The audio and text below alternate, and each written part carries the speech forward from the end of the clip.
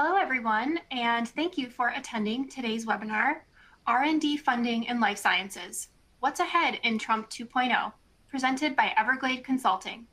I'm Jenna D'Angelo, and I'll be hosting this webinar. Just a few notes before we begin. You can customize your view by maximizing or closing panels. To reopen a panel, simply click its name in the navigation bar at the top of your screen. You can access additional resources from today's presentation from the Handouts panel. This webinar is being recorded and will be available to watch on demand within 24 hours. We'd love to hear from you. During the presentation, please submit any questions you have using the Submit Questions panel. Time permitting, we will conclude with a Q&A session. And now I'd like to introduce Eric Giasotobat, who is the founder at EverGlade Consulting and will be moderating this webinar. Eric, over to you. Thank you. Good morning, everyone. It's wonderful to see you all today. We're here to talk about the expected changes to the R&D funding landscape in the next Trump administration. Now, don't worry, this isn't about politics. It's about practical, actionable strategies for navigating federal funding landscapes and seizing the opportunities that could transform your business. We'll explore funding trends, agency priorities, and how we can help you unlock these opportunities. Before we dive in, I wanted to take a moment to introduce everybody today. My name is Eric Giasotobat. I'm the founder of EverGlade Consulting. I've spent the last 25 years helping organizations win and manage federal funding in the life sciences and technology industries. I'm joined this morning by Laura Powell and Nathan Clark, both directors at EverGlade with extensive experience in life sciences and government funding. Laura Powell is a PhD from Vanderbilt University and has a technical background in monoclonal antibody discovery. She has contributed to critical areas such as preclinical and clinical development for vaccines and diagnostics. Laura's expertise spans grant proposals, white papers, and securing funding from agencies like BARDA, DARPA, NIH, and ARPA-H. Nathan Clark is a distinguished expert in government contracting, having managed over 1,600 federal projects with a value of over $12 billion across HHS, BARDA, the DoD, and DOE.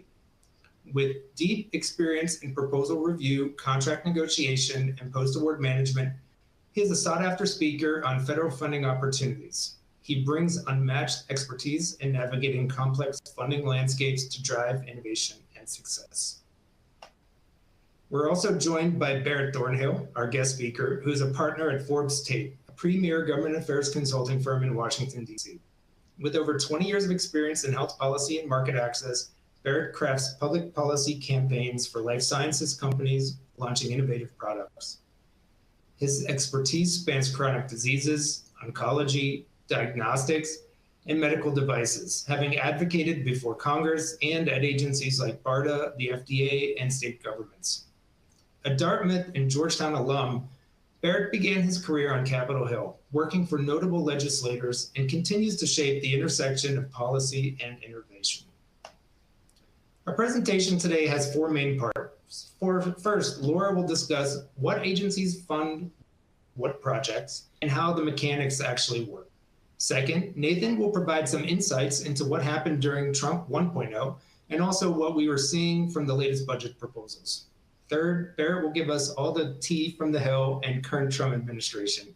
And lastly, we'll save time for wrap up and some Q&A.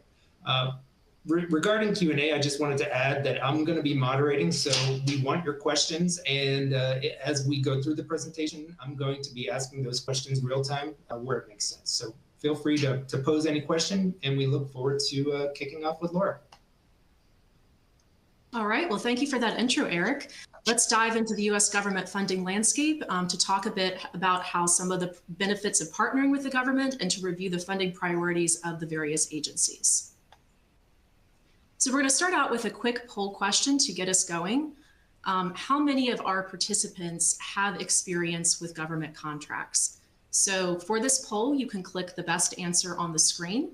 The options are you have never had a government contract before, you've had a government contract in the past, or you currently have an active government contract.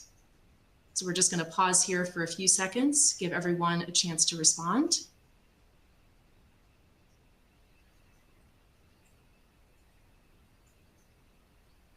Again, the question is, how many of our participants have had a government contract?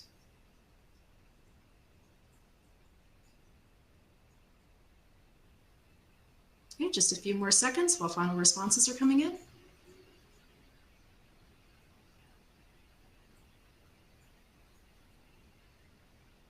Okay, let's show the results. It looks like most of you have never had a government contract previously, so we hope that this talk will be beneficial and will give you some insights into the process.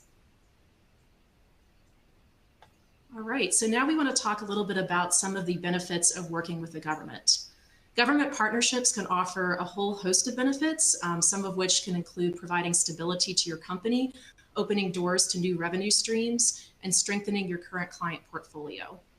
On the cost side, one of the nice benefits is that the government actually absorbs cost of indirect activities, or these are any overhead costs required to operate your business, and can also create additional revenue from direct programs without diluting equity. Partnering with the government can also allow you to develop and strengthen valuable relationships with collaborators, many of whom may contribute their expertise as subcontractors on your award. Additionally, maintaining compliance with the terms and conditions of the contract can actually enhance the stability of your company for many years to come. Other advantages of a U.S. government partnership include strengthening your client portfolio, unlocking new business opportunities, improving your project management processes, attractive backlog opportunities, and more. So what kind of technologies are currently on the government's radar? Agencies like HHS and DoD are focused primarily on medical countermeasures like vaccines and diagnostics, protecting our military personnel, and breakthroughs in healthcare solutions. So if you're innovating in any of these spaces, you should definitely look at the current opportunities out there and see if one could be a good fit for you. Each of these agencies has a focus or target area, and while there can be some overlap, generally there are specific lanes that each agency falls into. So here I'll just give an overview of three main agencies. The first one is BARDA, or the Biomedical Advanced Research and Development Authority. So BARDA is the division of HHS that focuses on developing medical countermeasures. These include vaccines, therapeutics, and diagnostics, among others. The Defense Threat Reduction Agency, or DTRA, aims to protect against weapons of mass destruction. They do things like threat analysis, detection and monitoring, and developing countermeasures as well. And one of the newer agencies is ARPA-H, or the Advanced Research Projects Agency for Health. And ARPA-H is pursuing really cutting-edge new technological breakthroughs in the areas of scalable solutions, preventative medicine, and healthcare system integration. So different US government agencies provide critical support for product development across various technology readiness levels, or TRLs. I'm going to talk a little bit here about some of the TRLs of the various agencies and the stage of product development that they're most focused on. So the NIH focuses primarily on the earliest stages of development, supporting TRLs 1 through 4. They fund basic research, proof of concept studies, and preclinical development through R01s and SBIR STTR programs. Their main goal is to de-risk early concepts by providing those initial prototypes and data that can then transition to higher TRLs or commercialization. As technologies mature, BARDA then steps in, focusing on mid to late stage product development, or TRL levels 5 through 9. BARDA is really tasked with addressing public health emergencies, developing MCNs for pandemics, bioterrorism, and other emerging threats. BARDA provides funding for things like preclinical studies, clinical trials, and regulatory support, with the goal of making sure these technologies are ready for FDA approval. One notable example of BARDA's role was Operation Warp Speed, which accelerated the development and deployment of COVID-19 vaccines. DARPA invests in high-risk, high-reward projects, supporting mostly the early TRL levels. DARPA focuses on really pushing the boundary with innovation, particularly in defense and dual-use applications. It funds mainly proof of concept research, prototype development, and those early feasibility studies. DTRA bridges the gap between basic research and practical applications, so working in the mid-TRL range and specializing in counter weapons of mass destruction technology and applied research and prototype development to detect CBRN threats. Finally, JPEO CBR&D focuses on all stages of product development, but is particularly interested in transitioning technologies into operational use for the military. This can include manufacturing and deployment of things like protective gear, detection equipment, and stockpiling of medical countermeasures. JPEO really wants to make sure that these technologies are not only effective, but they can also be scaled and are practical for military operations. So that brings us to our second poll question. We would love to know where the interests and expertise of our participants lie. So there's several options on the screen here. So click the option that is most relevant to you for your stage of product development. We have basic research, preclinical development, clinical/non-clinical development, filing and launch preparation, commercialization and procurement, and readiness and stockpiling. So once again, while we're waiting on the results of the poll, we do have a couple questions. So one of the questions is, if their company was unsuccessful in the past, does that mean that they cannot try again for federal funding? Absolutely not. We have a lot of companies that come to us that have previously applied for funding. Perhaps they're too early stage in development. Perhaps they targeted the wrong agency. So there's many cases where a reapplication, really analyzing the feedback, taking that into consideration, strategically focusing on different aspects of your program can be helpful. So it is definitely, don't be discouraged if you get rejected the first time. It's worth repackaging your application and really taking that feedback to heart. And then another question was, you walked through a number of agencies. Is there a significant difference in approaching the DoD versus the HHS? Right, so there's different pathways. Or what's the best way to do that?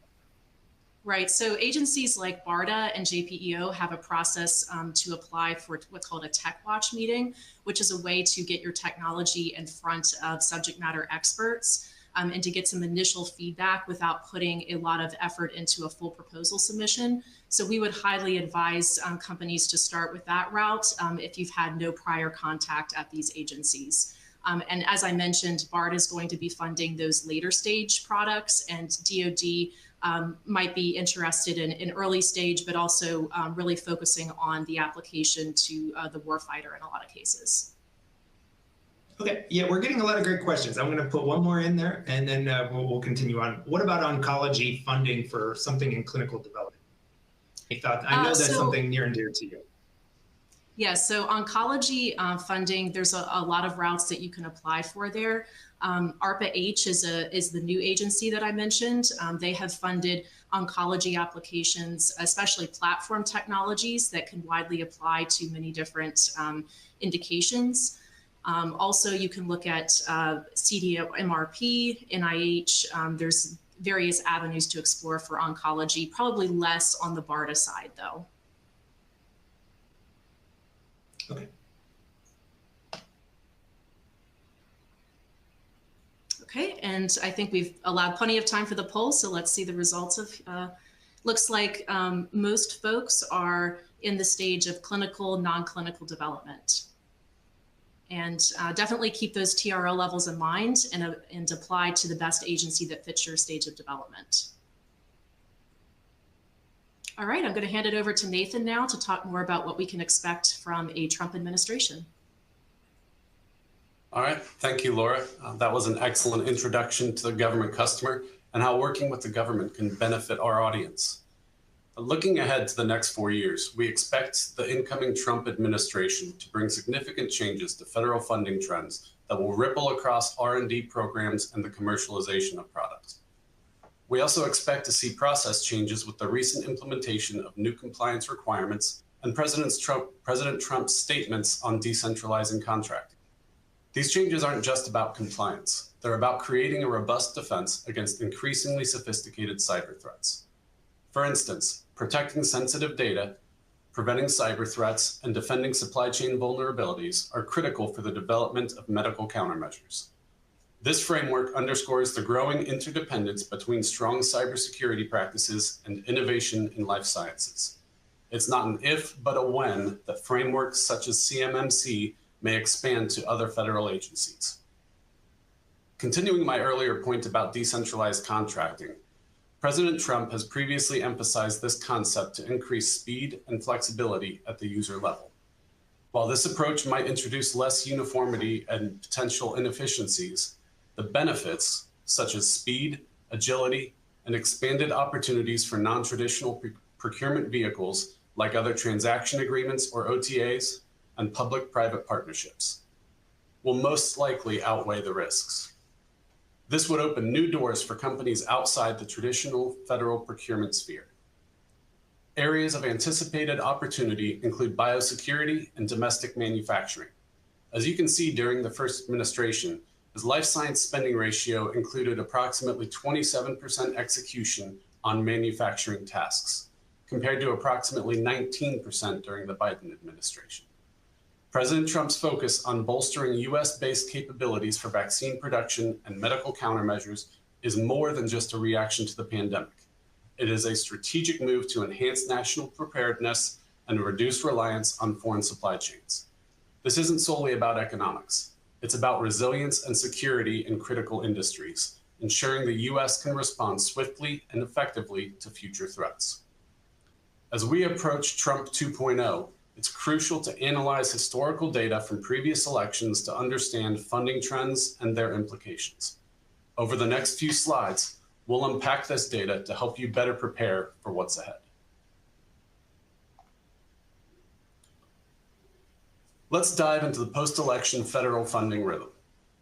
The data set we're analyzing spans new government obligations from fiscal years 2016 through 2024.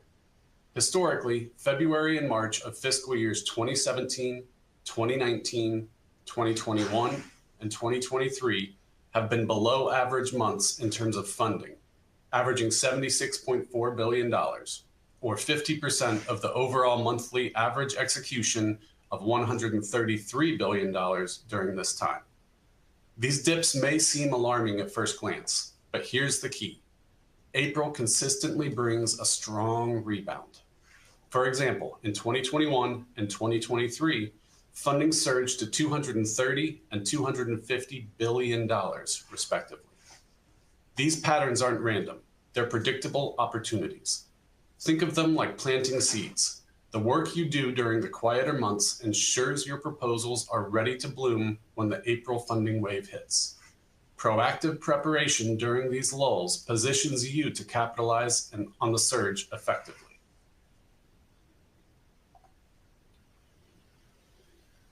Now, this is the same data set from the previous slide, zoomed in for easier viewing. The red box highlights a distinct repeating pattern. February and March dip, April rebounds, May and June stabilize, and July, September, and October bring strong funding increases. This cycle repeats consistently following administration changes. Understanding these patterns allows businesses to stay ahead of the curve rather than react to it. Here's my advice. Use February and March to refine your strategies and position your proposals. Don't wait for the rebound. Be ready to seize the opportunities as they arise. Proactive planning is the difference between being a leader and a follower in federal funding.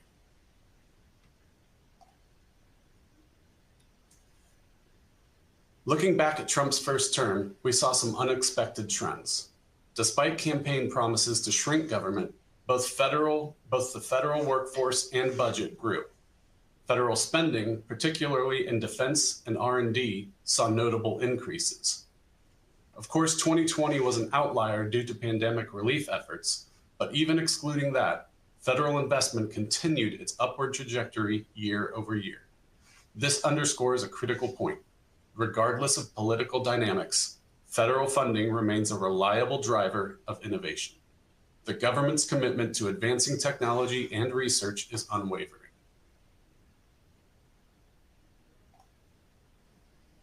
Hey, Nathan, real quick, we're getting a lot of questions. I'm just trying to work them in while I can here. One of the questions was, can you explain what an OTA is versus a normal contractor grant? Absolutely. So in other transaction agreements, it's a more flexible opportunity in comparison to traditional federal contracts. They're often used for R&D or for prototyping.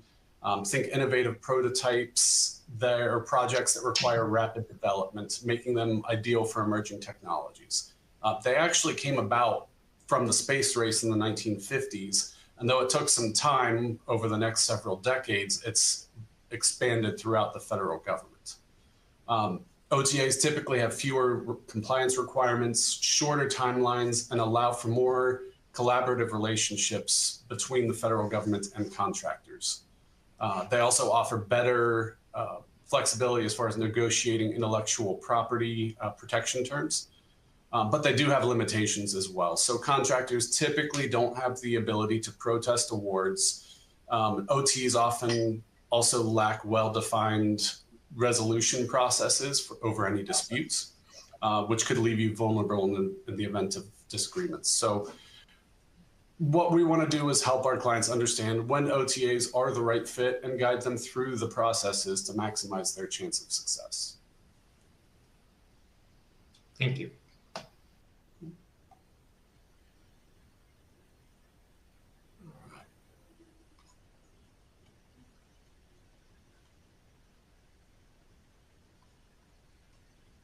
So,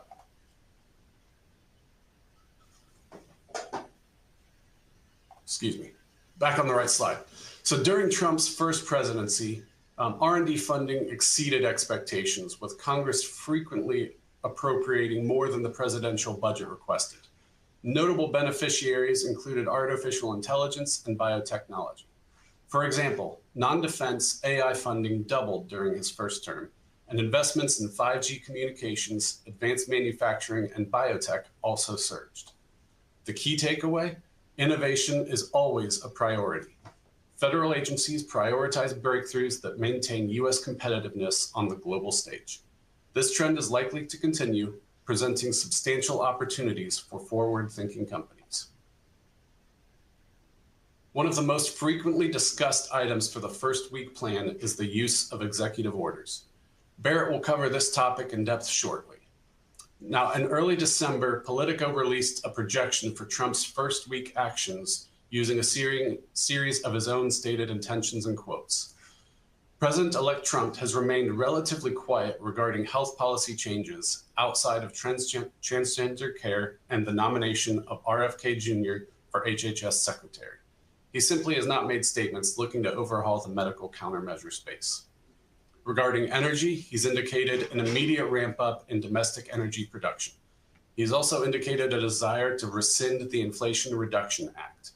Though efforts to repeal it are likely symbolic given its bipartisan benefits, but it does underscore a potential policy shift.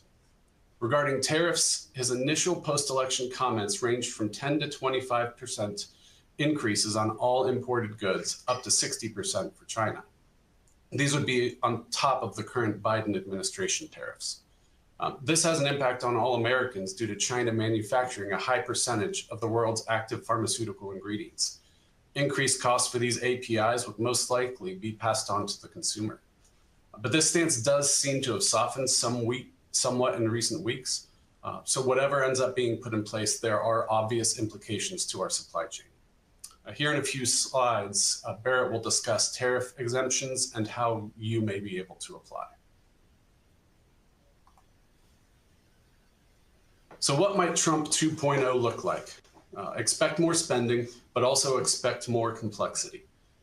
Expect the unofficial Department of Government Efficiency and Congress to disagree, and often.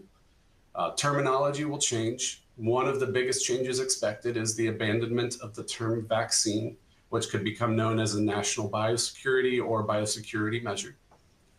We expect a renewed focus on domestic industrial base. During his first presidency, there was also focus on biointel and both the opioid and obesity epidemics. Compliance requirements could tighten, and contracting might become more decentralized, as we talked about earlier. For businesses, this may mean more hoops to jump through, but also it can mean bigger rewards for those who master the system. Agility and preparedness will be key for businesses to thrive in this evolving landscape. But let's dig into some specifics. In front of you is a comparison of the FY22 through FY24 budgets, as well as the FY25 President's Request and House Proposal. The House Proposal is often known as one of the more accurate predictors of what the final budget might look like. The final column on your right is a comparison between the President's Request and the House Proposal. In this column, we only see three primary areas of the HHS draft budget that are not facing double-digit percentage reductions: the Center for Medicare and Medicaid Services, ASPR, and BARDA. This indicates bipartisan support to maintain their funding as proposed. The key programs like BARDA and the Strategic National Stockpile need this robust investment. Why? Because they're the first line of defense against emerging threats. The government is also focusing on expanding diagnostic infrastructure, workforce training to mitigate cybersecurity risks, and combating antimicrobial resistance. If you're involved in these areas, these budget allocations speak directly to you. The Pandemic and All Hazards Preparedness Act, or PAPA, is all about bolstering U.S. resilience.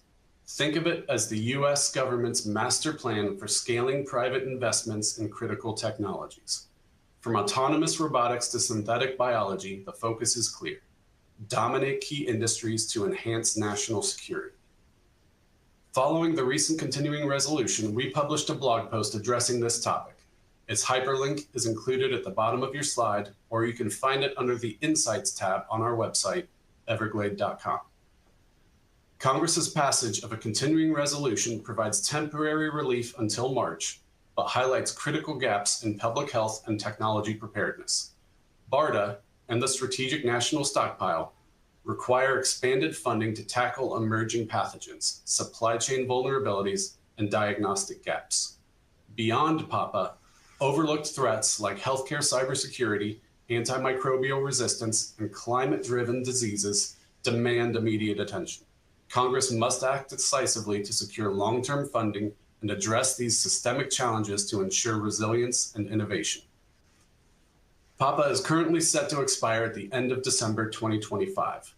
Barrett will have more on this topic and PAPA's road to reauthorization next. But before we go there, let's discuss the Office of Strategic Capital's FY25 strategy, as it is centered on catalyzing private capital. This groundbreaking initiative by the Department of Defense is designed to attract private capital for national security innovation. At its core, the strategy focuses on advancing 31 critical technology areas vital to maintaining U.S. and allied competitive advantage. With $984 million allocated for equipment finance loans, the OSC is prioritizing investments that address choke points in supply chains, dominate key industries, and accelerate the development of next-generation technologies. With tools like the Small Business Investment Company Critical Technology, or SBI CCT initiative, the goal is to scale production and strengthen supply chain resilience. For those of you working in advanced materials or battery storage, this is your signal to align your innovations with these priorities. The strategy operates across three key timeframes. Near-term efforts target vulnerabilities in economic networks, like supply chain disruptions. Medium-term initiatives focus on scaling production in industries like autonomous robotics and advanced manufacturing. And long-term actions aim to secure leadership in critical technologies like synthetic biology and microelectronics. Financial tools, including the SBI CCT initiative and the newly launched Equipment Finance Program, provide vital pathways to support companies from early commercialization to full-scale production. By leveraging these public-private partnerships and a deliberate portfolio approach, OSC is ensuring every investment maximizes national security impact. This strategy is not just about funding. It's about building resilience, driving innovation, and securing the future of our industrial and defense ecosystems. Together, we can catalyze the resources and ingenuity needed to stay ahead in this era of global strategic competition. Now that we've set the stage by introducing the government customer and analyzed data for historical trends, it's time to hear from Barrett on how to navigate today's political landscape. So without further ado, Barrett, the virtual podium is yours. Thanks, Nathan. So folks have been asking what to expect in the first little bit of time here on the new administration. And I wanted to point out a few things to look for catalysts and understanding the policy priorities of the new administration. The first you should expect are the executive orders that we intend to see on day one. And they're going to run the gamut from energy policy, environmental policy, to immigration, and yes, probably in healthcare and medical innovation as well. Tariffs will also be a part of this. The Trump administration is expected to have a universal baseline tariff of 10 to 20% on all imported goods from all countries. And that would be in addition to the tariffs that are already placed on Chinese entities.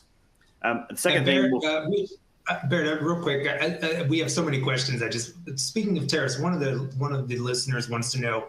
You mentioned this executive order about this additional. Would that take effect immediately, or will there be some phase in for that? It could be phased in, but most likely it's going to be immediate. So, like in terms of weeks, not months, of how it's implemented, and the instructions to USTR to begin the collection.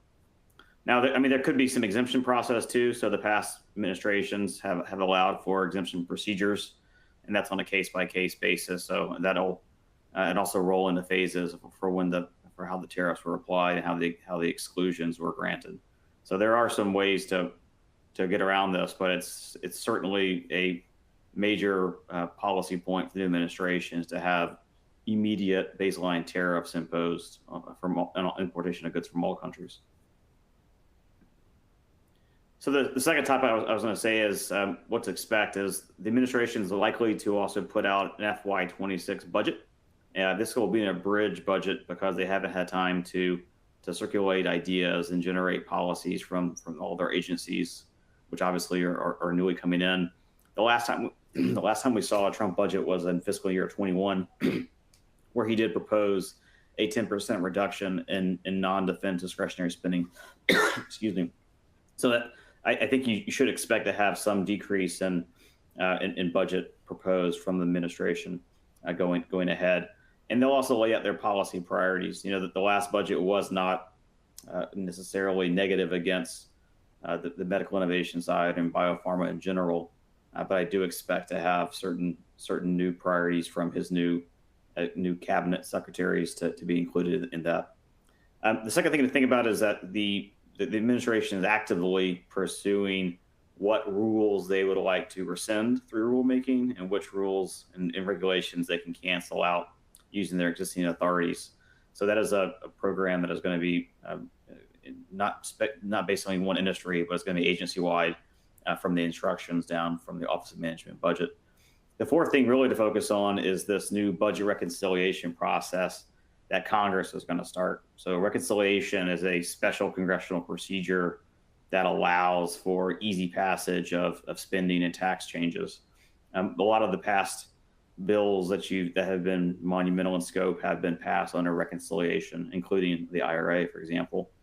And in that, there has been a lot of spending in bills like the Infrastructure Investment and Jobs Act, the IRA, and CHIPS and Science Act, most notably, all that could be reined in. And so, especially for those projects that have yet to receive funds or obligated funds and not broken ground, all those spending could be rescinded.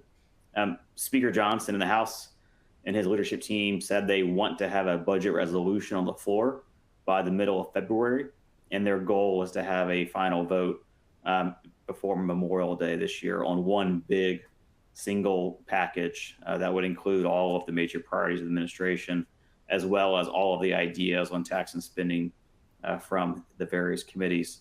The Senate will go along with this. That's the sort of time frame they've acknowledged as well. And it's certainly a very, it'll dominate the airwaves and DC for at least the next 3 or 4 months in terms of putting this package together and horse trading on which programs to cut and the taxes that are going to be reauthorized on the Trump tax cuts. And on that note, I would just say that is the most dominant feature of this package. It is the reauthorization of his tax cuts. So policy that has a difficult time in Congress or has a different scrutiny could be jettisoned. And you could see the package start in a very sort of magnificent way, and then it gets whittled down over time because they have to pass it out of the House, which has very, very thin majorities. And so Mr. Johnson simply can't lose more than 1 or 2 votes on any major topic, which allows a lot of power for members that strongly object to specific features of this bill. So those are really the 4 things to watch for. And really, I would point to the reconciliation being the most critical one, going forward. We've heard a bit about some outlier concerns around what the administration could do in terms of the DOGE process, in terms of their animus against China, and in terms of terminating all contracts that currently existed or halting programs that are unauthorized, such as a lot of those are part of the public-private partnerships in PAPA. Also could be canceled. My opinion is that these are all unlikely scenarios. This is not out of the gate type activities that the administration wants to pursue.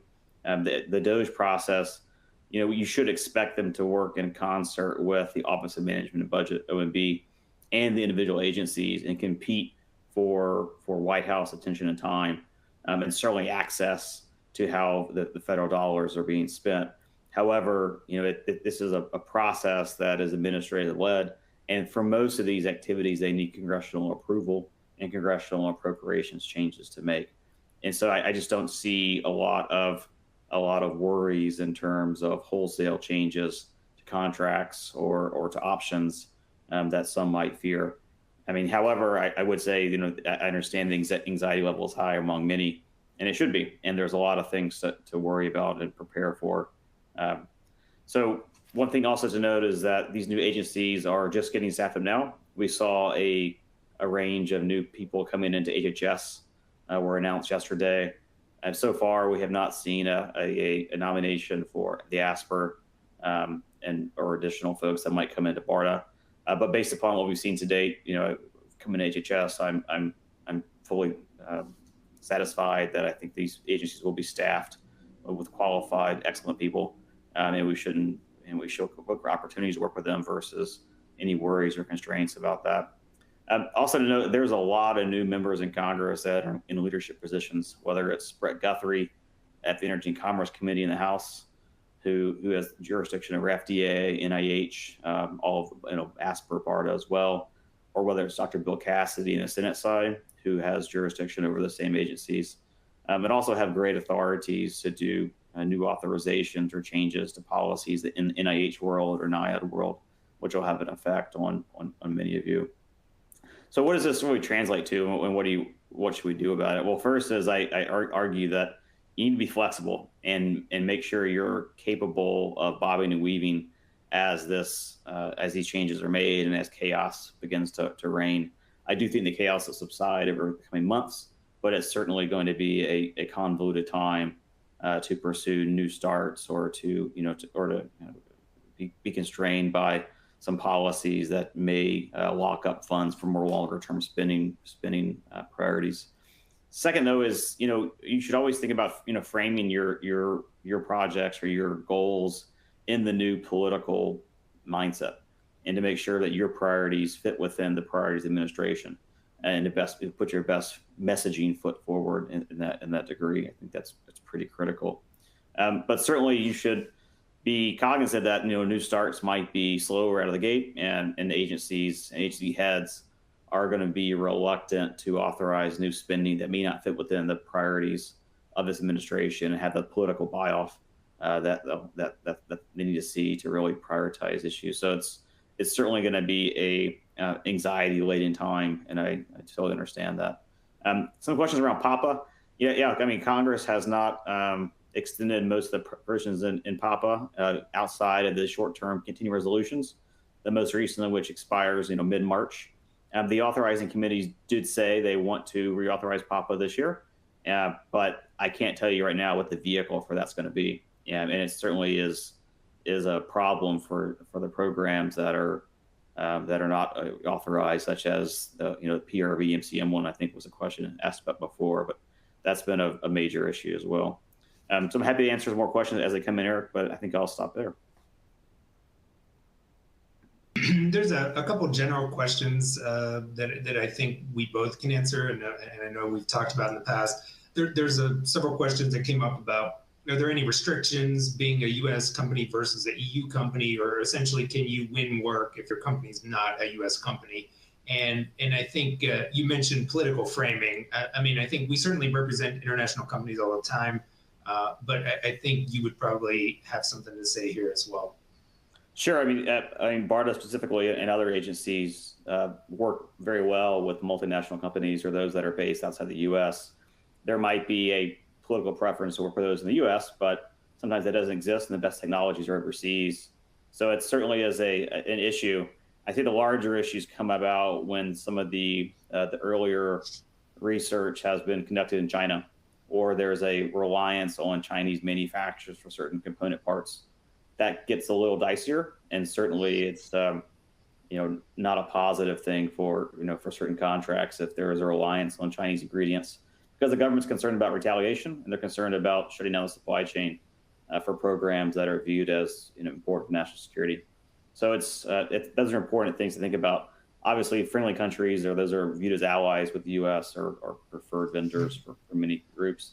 But yes, framing is important, and making sure that you have support from your member of Congress, the certain agencies, and around that, and as many entities in the U.S. as possible would be advised, in my opinion. And then we've had a lot of questions about, you mentioned, not a real concern around existing contracts so much as maybe an option that needs to be exercised in the future, in the short term. I mean, we can't say for certain what happens 3 years from now, but do you hear anything about the new Trump administration wanting to terminate vaccine contracts that are already existing? Or secondly, will they continue to fund vaccine research in the future? Yeah, so I mean, obviously there is RFK Jr.'s comments around vaccines and his quest for additional information and data analysis for them, I think is going to be a major issue. Is that going to have wholesale changes or cancellation of vaccine policy? I don't think so. So there's certainly numerous vaccines that don't have a problem in his mind, and I don't think we need them. Seasonal flu, for example, could be one. There are a lot of vaccine programs in development at NIH, though, and Jay and others have also commented that they do believe they need to have a reanalysis of those programs coming out of NIAID, especially, and there possibly is some room for halting certain research or combining with other things or realigning it. But the topic there is important, and certainly RFK does have the ability in his perch as secretary to be more active than others in FDA arena, and that is not uncommon. And every administration has weighed in on certain FDA decisions and approvals in the past, and you shouldn't discount his ability to do that. I from my perspective, I don't think it's going to be as bad as people have feared, but we're going to learn a lot more here soon. So his confirmation hearings in the Senate have not been fully established. We think it might be as early as 2 weeks from now, but they haven't been announced. But those hearings will be very helpful to flush out some of his concerns and lay out where activities around vaccine policy might come.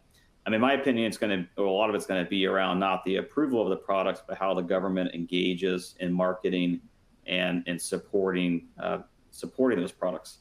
And a lot of that can be at advisory committees like ACIP and CDC's roles. And so as he begins to staff those agencies up and puts people in place, you might see a slower situation on the government support for a vaccine and widespread vaccinations for kids and adults for certain categories. But I don't know that the products themselves are in jeopardy, but certainly how the government supports and mandates use or validates use could be a topic for debate. Yeah, and then another question was, what are your thoughts on the Biosecure Act? Do you see that happening? I personally don't. I think that issue had a lot of problems last time around. The bill didn't frankly have a lot of impact because it was so narrowly tailored. It did have some issues in terms of naming the specific companies, and that was a constitutional issue that came up and led a lot of people to question its value. But we haven't seen just yet how the next DOD or the upcoming Commerce Secretaries and Treasury and others view this bill as necessary or not. There's other ways to, to skin this cat if they want to go down this road. Now it can be beefed up too. I mean, biosecure really was, again, very narrow and it didn't have a lot of teeth. There are other ways to have a more toothsome approach to limiting engagement with companies in China for national security reasons. And there's numerous authorities, whether it's, there's existing tariff lists, there's additional state lists and treasury lists that exist that can be, and DoD lists that can be used to restrict the on in and out kind of information that data sharing as we're providing to China. So I think it's a very hot topic. I just don't think biosecure is going to be the vehicle to implement any of these major changes.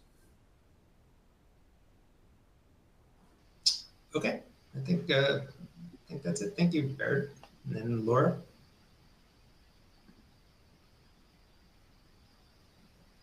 All right, thank you, Barrett and Eric. So as we wrap up here, I just wanted to give you a bit of an overview of what we do at EverGlade and how we can help you. So we help at all stages of the federal funding process, everything from tech watch meetings to white paper and full proposal support. So we work with a lot of companies that are trying to figure out which agency their technology is the best fit for. So we can help you identify the right agency and then position your technology in the best way. That includes developing good milestones and go, no-go decisions for your program and dividing it into the correct phases based on option periods. So we're happy to talk more about how we can work together. We also act as subcontractors on post-award. So we help take all of those technical deliverables off of your plates, everything from reporting requirements, technical reports, and on the cost and compliance side as well. So please reach out if you have any questions. Okay, yeah, and here's our contact information. You can check us out at everglade.com, send us an email. It's been great to have you all, and I think we will send out this deck based on the emails that were provided. So yes, there will be that, and I'm pretty sure the recording will also be available as well. So thank you all very much. We appreciate your time today. That concludes the webinar. Yeah, thanks, Eric. Just a couple housekeeping closeout notes to close us out here. So thank you again, everyone, for attending this Fierce Biotech webinar and submitting so many great questions. I'd like to thank our speakers and EverGlade Consulting for presenting today's webinar. The recording, as Eric mentioned, for this webinar will be available within 24 hours using the same link provided earlier. Thanks for joining us, and we look forward to seeing you at future events.